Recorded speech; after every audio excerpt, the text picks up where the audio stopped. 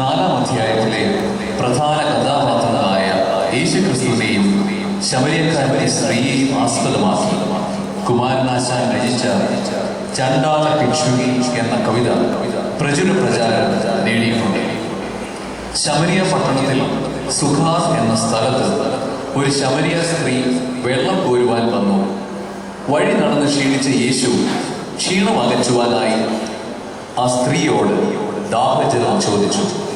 താൻ അധകൃതയായ സ്ത്രീയാണെന്നും തൻ്റെ കയ്യിൽ നിന്നും വെള്ളം കുടിക്കുന്നത് തെറ്റല്ലേ എന്നും ആ സ്ത്രീ യേശുവിനോട് ചോദിക്കുന്നു. എന്നാൽ സമത്വത്തിന്റെ സന്ദേശം ക്രിസ്തുദേവൻ ഇവിടെ പകരുന്നതാണ് ഈ സംഗീത ശില്പത്തിന്റെ ഇതിവൃത്തം. നമുക്ക് ശ്രദ്ധിക്കാം. യേശു ശമരിയ സ്ത്രീ.